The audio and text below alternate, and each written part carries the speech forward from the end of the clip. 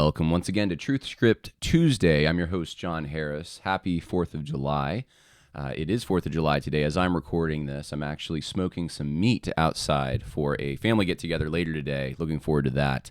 I hope whatever you're doing is enjoyable, and I hope you take some time today to think about what 4th of July means. I know it is difficult for Christians in some ways, after having a whole month in June called Pride Month, and the phrase "love is love" put on everything. In fact, it was on the grocery shopping bags at the local grocery store near me.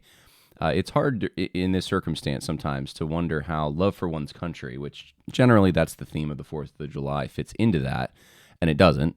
But we have conflicting narratives of what love is, and also, frankly, conflicting narratives of what the country is. Well, what is America? What was it meant to be?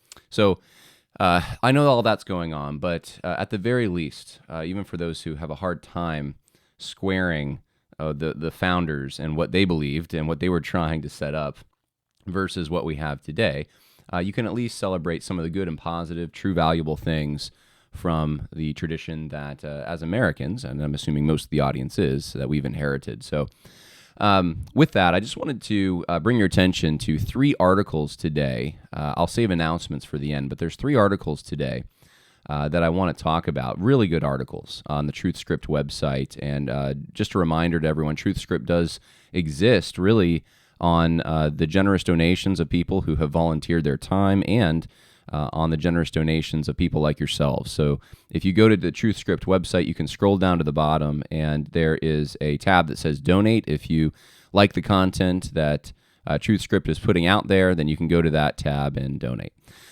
Okay, well, today I want to start off. We're going to lead up to kind of a 4th of July, at least, I don't know. It's not directly 4th of July, but it is very applicable to 4th of July theme here. But I want to start off with this particular article called Why I Reject Female Pastors by Susan White. You can follow Susan White on Twitter. Actually, that's where I think most people know Susan White from. She's with Steadfast Women. But she wrote this article. I believe she's in the Southern Baptist Convention. They just had this big debate over this. And she has an interesting perspective because she came from the United Methodist Church. So I'll read you part of this article. She says, I grew up in the United Methodist Church where women were ordained as pastors my entire life. I saw no issue with this and once filled the pulpit myself when our pastor was out of town. So she's saying, I've done this. I've preached to a mixed congregation, and now she's against it. She says, my view on female pastors, however, began to change when, after 20 years as a false convert, God saved me, and I began to read his word for myself for the first time in my life. I think this is a key point, that those who are in these churches that are compromised, let's say, in some ways, it doesn't even have to be a compromised church, frankly, but you grow up in a setting where you assume that you're a Christian.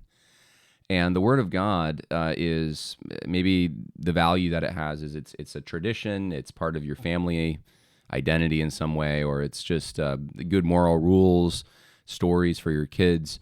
But when you actually come to a saving knowledge of Jesus Christ, it comes alive for you. You actually look at it and it's precious, and you want to follow it. And those things that maybe before didn't matter as much to you now all of a sudden matter. And including commands like this. This would be a command very out of step with the modern zeitgeist, and I'll read for you some of these commands, but to exclusively say that only men can be pastors, that is, for a woman to say that, who has filled the pulpit before, means that there's been a heart change, and that's what she's trying to say. Passages such as 1 Timothy 3:1, if any man aspires to the office of overseer, it is a fine work he desires to do, and Titus 1:6, an elder must be blameless, faithful to his wife, are clear that men are biblically qualified not only to fulfill, but also to aspire to the office of pastor, elder, overseer. Concerning women in the gathering of the church, 1 Corinthians 14:34 confirms women should remain silent in the churches. The people I encounter who dispute these verses in order to make a case for female pastors do so using irrelevant texts. I think this is a good part of this article, because she's not just asserting, here's what I think, here's what the scripture says. She's saying, she's acknowledging there are people who have tried to disagree with this, and here's some of the logic they've used, but here's why it doesn't actually work. Whether it is Miriam, Deborah, Priscilla, Phoebe, or Mary Magdalene, none of these women fulfilled the role of pastor, and none of the passages that speak of these women concern themselves with the order and function of the local church assembly. So you think of, and Phoebe's probably the one that's most often brought up. She wasn't a pastor. Mary Magdalene was not a pastor. Miriam was not, and you could say, well, they led in various capacities. Sure, there was Deborah certainly led, but in fact, in that passage, it's very telling that she basically tells Barak that if she's the one that leads, that he's not going to get the credit for, and it's rightfully his. He should be the one leading as a male, and as the one who was more fit for that particular role in the Book of Judges. But anyway, she points out that they weren't pastors. Others will point to passages such as Ephesians 4:11 through 13 or 1 Corinthians 11:5, but those passages likewise do not pertain to the gathering of the local church. And one of the cool things about Truthscript, too, and I know this is probably on most blogs, but it does take extra work, just so you know, is all the Bible verses are there. You can click on it. What does 1 Corinthians 4:11 says? Oh, it says, so Christ himself gave the apostles, the prophets, the evangelists, the pastors, and the teachers. Okay, that's what it says. So just a little feature there.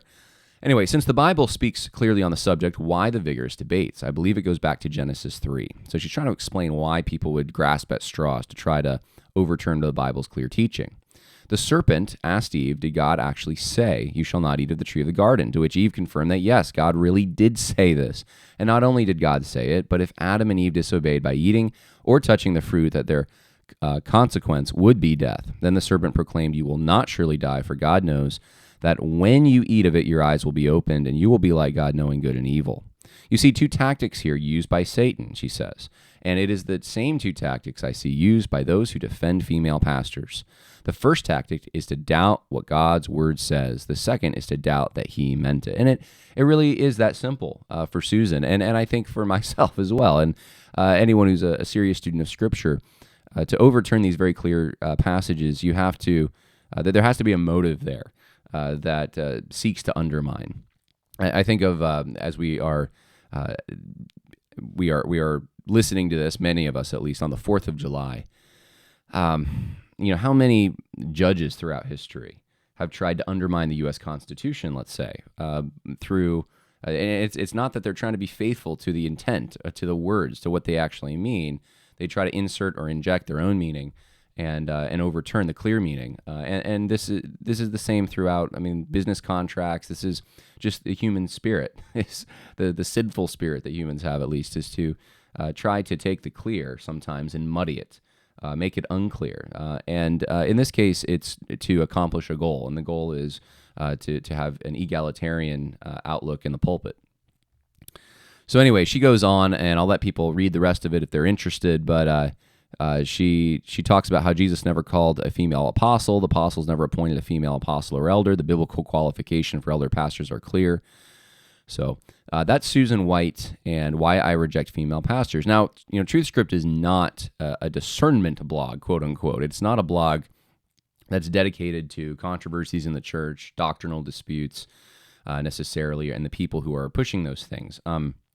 You're going to get an article now and then here, though, that is going to tackle a subject. And this particular subject, I think, is important just because there's multiple denominations that are facing this issue.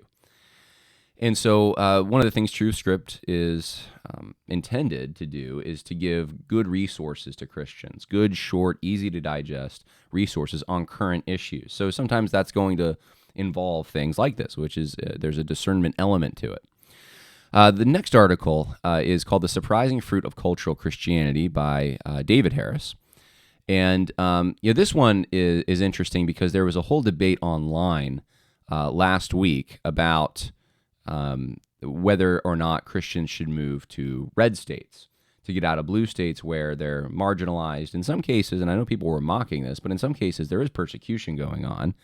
It may not be severe persecution, but people are being fired from their jobs. I've seen that firsthand in the state that I live in. You say, well, how so? Well, one of the most obvious ones recently was, it never happened before, but New York State, where I live, decided that they would deny the religious exemption. And of course, most of the people who would want to take advantage of that are Christians, in regards to the COVID vaccine. And so this happened in 2020. Well, that was seen as a clear attack on religion, and by extension, the most common forms of religion in the United States, Christianity, because Christians were the ones who were objecting to this.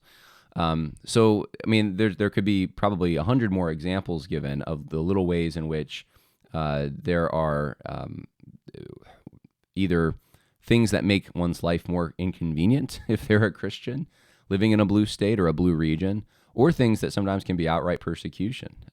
People who are evangelists, and this has happened more and more and more. It doesn't get reported often, but evangelists in various areas, normally areas that are more controlled by liberal progressives, facing opposition, sometimes violent, sometimes just being shut down. They're not allowed to make their message, put their message out there, whereas others are. I mean, this is the kind of thing that's more and more happening. And I think people who see the writing on the wall and say, hey, this could get worse, are trying to get out. That's the situation that we're in. So anyways, this is written by David Harris, who has this experience to some extent. He said, several months ago, I had the opportunity to visit some family friends who recently relocated to rural East Tennessee from New York City. The couple, I'll call them Tony and Susan, not Susan White, both in their 60s, are as quintessentially New York as it can get. They talk, sound, and act like New Yorkers, and as someone who was raised no more than 60 miles from New York City, being around them feels familiar and comfortable. I thought it was super strange that they chose to move to a relatively remote part of the Tennessee instead of a more suburban area of Knoxville or Nashville.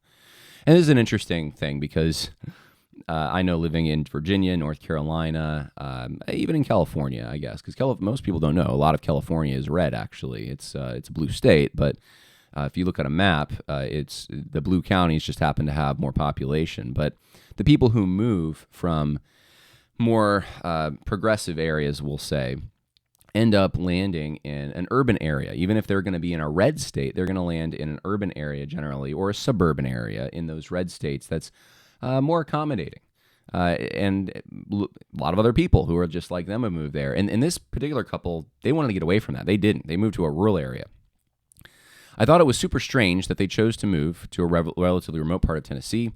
We were having dinner. We learned that they had started going to a local Baptist church. I was intrigued. What were a couple of lapsed Italian Catholics doing? What are they doing with a bunch of backroads Baptists?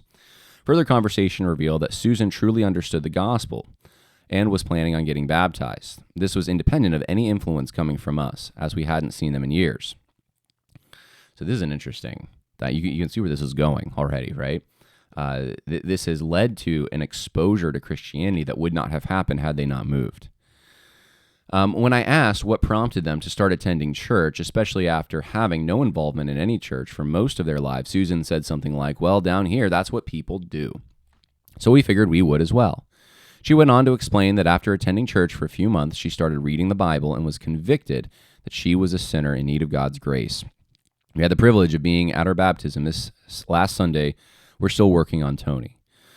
What initially struck me after hearing her story was how somebody on the right politically that had chosen to relocate to a place primarily for its support of their value structure had found their way into saving faith in Christ simply by following the logical flow of the cultural Christianity around them. Now, obviously, salvation is a work and gift of God, and he had no doubt been working on Susan for some time. It's probably just a coincidence because, after all, we're often warned about the dangers of Bible Belt cultural Christianity. A similar pattern. However, Susan's story isn't really an outlier. In fact, I've heard and encountered similar stories for several years now, most of them since the great paradigm shift that began in 2020. Now, you can think to yourself whether this strikes a chord with you. Here's some examples. Either because of the COVID-19 restrictions, the 2020 BLM rioting, or an increasing number of local drag queen story hours at the local library, an individual or family decides that the blue area they live in isn't ideal anymore. How many people can raise their hand and testify to this? They relocate, either to a red state like Idaho, Texas, or Florida, Tennessee, or they move to a more red area inside their blue state. And I think that's a key thing too, because I saw some people online trying to say it's not about the state, it's about the region, and I would agree, it's more about the region. Of course, state governments have a lot of control. And so being in a red state, there's perhaps more safety of a safety net there than being in a red area in a blue state, but both are preferable, right? While getting acclimated to the area, they start to deal with the normal things that happen when you relocate: isolation, loneliness, and lack of familial community. So they decide to start attending the local evangelical church. Since they're typically already conservative, the ground is fertile for accepting biblical teaching that already serves as the foundation for much of their worldview. This is another thing that's very true. Conservative political views are built upon basic premises that flow from the Bible, essentially.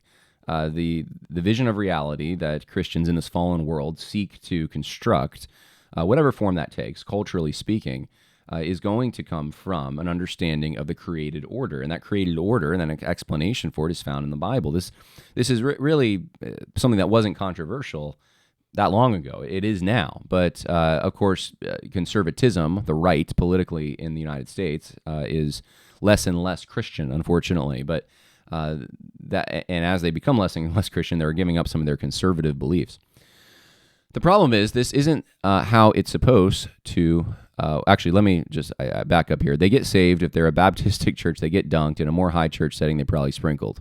All right. The problem is this isn't how it's supposed to work. We're constantly reminded, often by the likes of Christianity Today or the Gospel Coalition, that the development of cultural Christianity is essentially the worst thing that can happen to Christianity, because faith that's tied to the Republican Party is inauthentic, fake, and ultimately damning. Cultural Christianity is something to be eschewed, not embraced by true Christians. In fact, it's increasingly thought that the less popular Christianity becomes, the more of an impact it will have. And there is, in some of the more extreme forms of this, almost a persecution complex. Like, it's really, really good to be. Now, look, if you have a missionary mindset, you want to remain in an area where it gets tough. That's good. That's fine. In fact, I grew up that way. I'm in New York right now, and my father moved here, and he told me from a young kid that we were missionaries, and that's just the mentality you have to have if you're going to live in one of these blue areas. At least more and more. The irony of the vilification of Bible Belt Christianity is that it's routinely vilified by Christian leaders who live in the Bible Belt. I've noticed this too. Those who retain Bible Belt values and relocate to more culturally Christian areas tend to be immensely grateful to live in the places where biblical morality is more common. Even if there's hypocrisy that comes along with it, parts of the country and world that you more closely align with biblical values provide freedom for Christians to live lives more in line with 1 Thessalonians 4:11, and to aspire to live quietly and to mind your own affairs and to work with your hands as we instructed you. So there's a lot more to this article. Let's actually just make our way through. This is a good article. While there's a benefit to those who already are already Christian, there's also seems to be a current phenomenon of conversion to Christianity coming about from a progression of values, as I saw in Susan's case. While there are several other examples I could go into, there are a few as dramatic as the conversion of one of the famous atheist Richard Dawkins' former assistant, Josh Timonen. And if you haven't heard this story, this is great. Richard Dawkins' former assistant converts to Christianity. Living Waters carried this. Here's the overview. Josh worked on Richard Dawkins' United States team and built his website. He made and marketed some of Dawkins' merchandise and accompanied him on tours throughout the U.S. After a legal dispute with Dawkins' organization, Josh left working for the atheist cause and moved to Portland, Oregon. During the lockdowns and subsequent rioting in Portland in 2020, Josh and his wife determined that relocation to a more peaceful, family-friendly part of the country would be smart. Landing in Waco, Texas, the Timonens realized that they didn't really have any community in their home. The locals went to church, and in 2020, there wasn't a whole lot open, so they started attending a local cowboy church. Over time, Josh and his wife both experienced. By the way, I just a quick note on cowboy church. I've never been to one, but I happen to know this is one of the things. It's often that this particular church setting, and then cowboy churches are out west, they're where cowboys are. It's often mocked. It's often looked down on. It's often despised by people in more, I don't know what to call it, ecclesiocentric circles, I guess, where they to their credit, they want to be about good doctrine, right? And good doctrine in the church, and the church really matters, and biblical eldership and all that. And it's like, understand maybe calling it cowboy church and is appealing to one segment. When it's like when you go fishing, you should use multiple lures if you're trying to catch all the fish, and this is only going to catch one. But according to this example, it caught more than just a cowboy. And so it's just very interesting to me, and the gospel was there. So, you can disparage it all you want. God even uses this kind of thing. Over time, Josh and his wife both experienced a softening of their hearts by hearing the scriptures preached each week, and finally both committed their lives to Christ. Obviously, being a conservative, family-focused, gun-owning Republican doesn't save your soul, right? That goes without saying. And if you die without trusting in Christ, then you're not any better off than a purple-haired vegan who lives in Amsterdam and still wears a surgical mask everywhere they go. Also, God saves his people out of cultures and communities very far from Christianity. The one who interacts with a cultural context that generally adheres to biblical principles can also experience a draw to true faith, one that is driven by the faith of those around them. Those who are truly followers of Christ. These are just a few examples of a larger trend, but the overall point is this. Bible Belt cultural Christianity isn't necessarily the spoiler of truth faith, and it's often made out to be. In fact, cultural conformity to biblical morality can even work as a catalyst to help an unbeliever realize that they need Christ. Additionally, God is at work in our day and age bringing sinners to himself through various means, including the stark contrast of values between secular progressive values and traditional biblical values. This is what happens when someone who isn't used to living in an area that includes more Christians and people hold to biblical values moves there, and they realize, wow, this is so much better. And it's interesting. I've lived in the Bible Belt, and I've lived in a blue area. And one of the things that you notice is I remember when my wife and I moved back down to North Carolina, there was not with myself because I have a lot of family in Mississippi, but generally in the water in New York, there are these certain bigotries that arise that without any experience of having lived in a Bible Belt area, the assumption is all of those people are a bunch of backwards, hayseed bigots. They have racist tendencies. They probably have sexist tendencies. There's all these things associated with them. They're lazy. It's just in the water in a blue area. That's what you're told. And then when you move there, and when you see that actually this is preferable, and it's not what I was told it was, but living here is preferable to what I left, your eyes are open. This is, in fact, I'll just be personal for a moment myself. When I went to seminary and I saw that the seminary that I was in North Carolina, in Wake Forest, was adopting a lot of social justice stuff, I thought to myself, this is what ruined the area that I came from. This is what caused so many of the problems. How are you? Well, the thing is, they haven't had to live in that. Garbage is attractive sometimes when you haven't had to live in the dumpster. And so John's calling blue area just dumpsters. No, I'm not saying they're dumpsters. I'm saying that I'm making an analogy, and I'm just saying that there's a lot more sin. At least it's more prevalent, it's more celebrated, it's more overt, in your face. And when you go to an area where it's just not the case, you don't have the billboards, you don't have the raunchy magazines, even in the grocery store, you have Christian music playing there. You have, you start to think, this is better. What did they have right that the group that I was with had wrong? And it leads to asking these questions, and it leads to sometimes conversion. J.P. Spears, by the way, is another example of this. J.P. Spears, the internet comedian who lived, I believe, in Northern California somewhere, I think near San Francisco, moved to Texas, and now he's pro-life, and he's made a profession of faith, and it's interesting. Growing up in the Northeast, I've often heard conversations about our part of the country as being hard soil when it comes to evangelism, outreach, and discipleship. In fact, many areas of the U.S. and rest of the world are described in the same terms. Amongst the hard soil, it's worth considering that those who share similar cultural, political, and social values might actually be, in many instances, softer soil. So if you live in a part of the country or world that's more culturally Christian, don't merely look down on those who live who you live among, rather, as being inauthentic Christians. That's your mission field, and the fields just might be ripe for harvest. And I think this is so true. This is what so many Christian organizations have missed. They are busy bending over backwards for the progressive voter in a blue region, like the Tim Keller model. And the people who are most ripe, it seems, for receiving the gospel right now are political conservatives. And no one's reaching out to them. They are forgotten as far as anyone of any cultural clout in evangelical circles. It's just they're not the shiny object. And they are the ones that I think most, where the fields are more ripe. In fact, I share the frustration of some who go down south and they try to witness to everyone, and everyone says they're a Christian, and they're like, no, you're not. And they have a hard time. They're like, well, at least in more blue areas, people admit they're not Christians, and that is true. That's a fair point. But it doesn't mean that it's hard. The ground is hard where I am right now. The ground is very hard. In fact, we have a team right now. I couldn't do it because of a family obligation later, but we have a team that's going to witness at a 4th of July parade. And they've been doing this for years from the church I attend.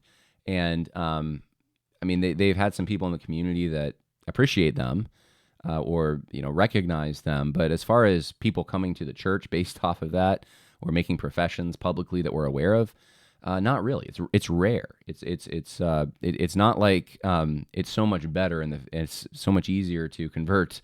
And it really just depends on where God's moving. God could move and people could get converted, but it seems like right now he is tending to move with people who are more politically conservative. So that's a really good article. Check that out. And then yesterday, and this was leading up to the 4th of July, we posted an article called "Resisting Tyranny." This is from pastor in Germany, actually, named Tobias Riemenschneider, and he is the pastor of the Evangelical Reformed Baptist Church in Frankfurt. I don't think there's a lot of Reformed Baptists in Germany, so Pastor Tobias is probably unique in that sense. But he asked a question: what is tyranny?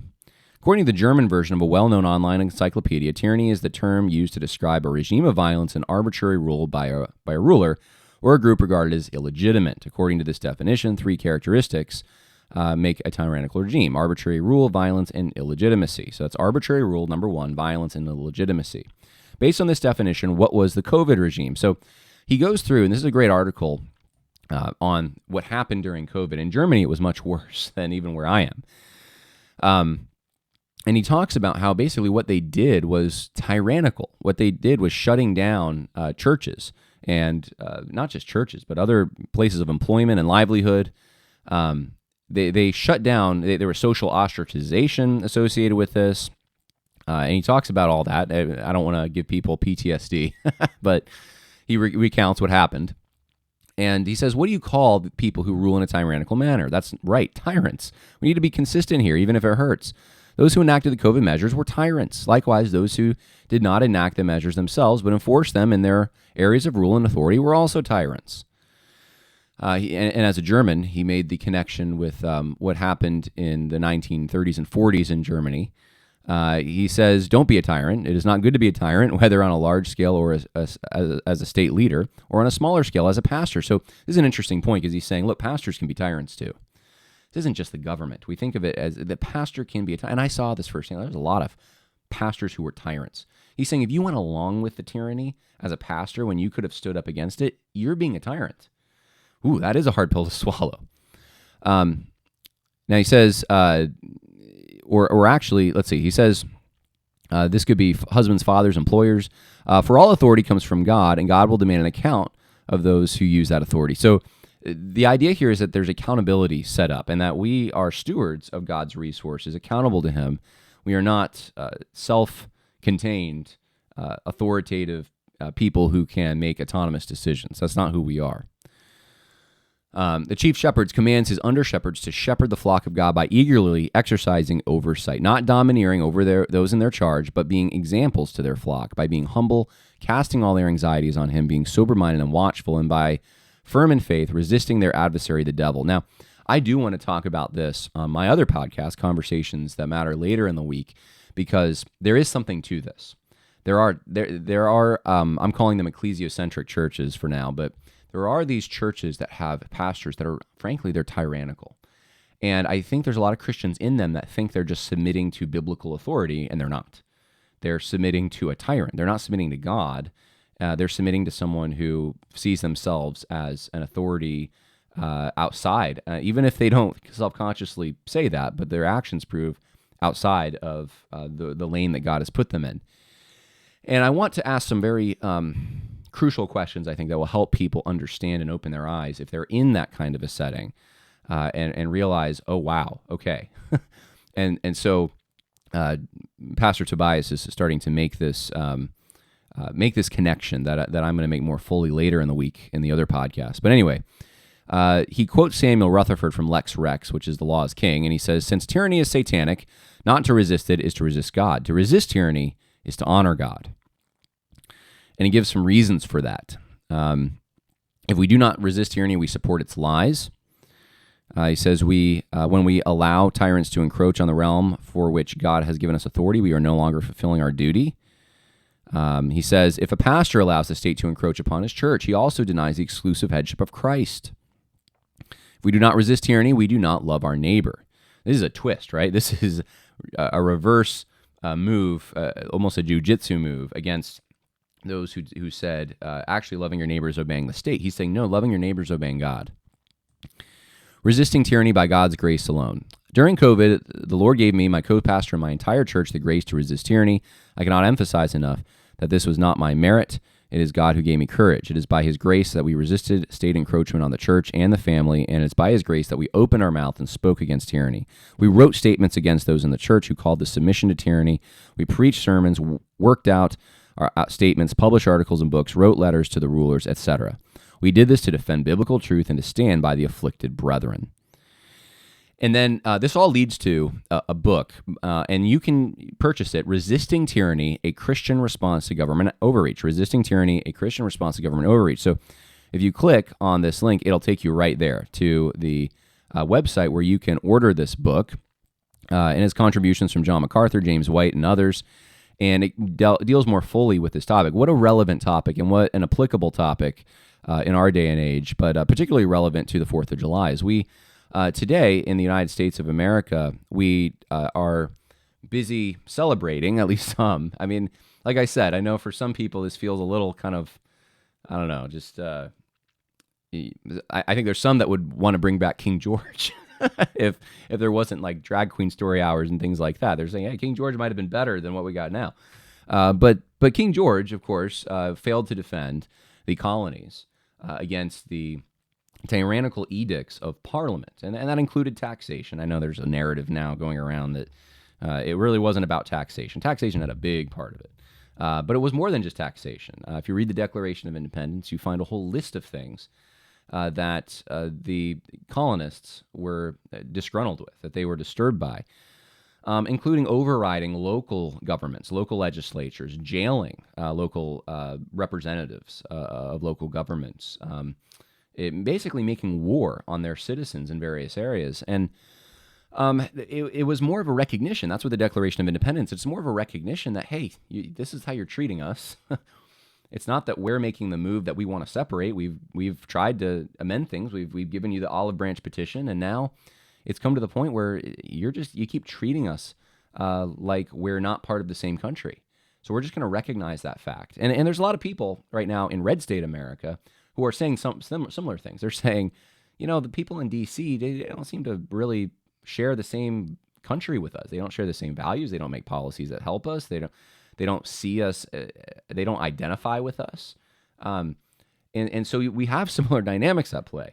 I don't know what that means moving forward exactly, but we are looking back today at a time when there was a tyrant, essentially, who wanted to use a region for his own purposes, or at least allow Parliament to use it for their own purposes, without standing up for their rights as British people. And this is, I think, this is the challenge. Like I said today, is do we have similar dynamics forming over maybe more fundamental issues, sexual ethics,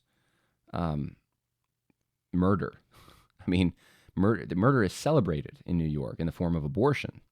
And the overturning of Obergefell didn't do anything. It probably ramped up that stuff in New York just because people are coming from other states to the blue state.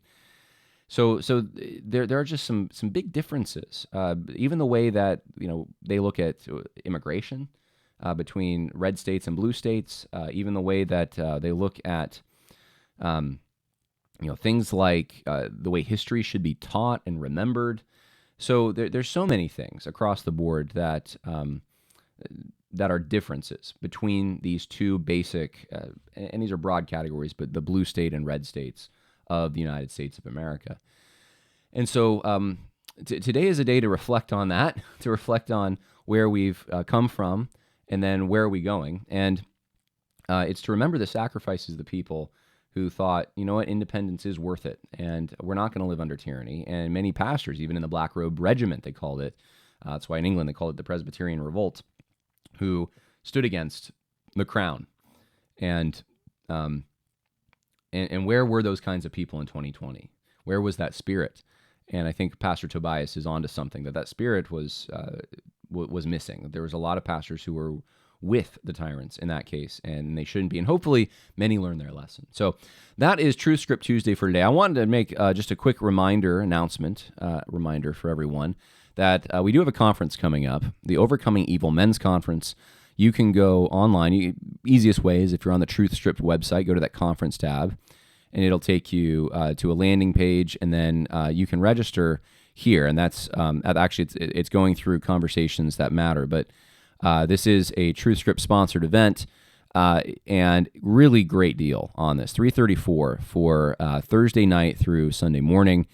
All the meals provided. Culinary students, actually graduates, are the ones who make this food. It's very good food for a camp. Really is. And I mean, it's good food for anywhere. But lodging is included. People have asked about the lodging. Yeah, it is going to be. You're probably going to be in a room with maybe 2 other guys, something like that. Bring earplugs. That's a way to not just to cut down on costs, but to make sure that you get to know people. And people last year really appreciated that. It's very comfortable facilities at Camp of the Woods where this is being held. And so check it out. Go to truthscript.com and check out the conference tab if you're interested in that. And of course, if you want to donate to Truthscript, go to the bottom of the page and there's a little donate icon. You can push that, mash that, and then it'll take you to a landing page where you can donate through, I think it's Stripe. So appreciate everyone who's done so, who's helping this effort. It is a 501c3, so it is a tax write-off. That's it for the podcast today. I hope that was helpful. God bless. Bye now.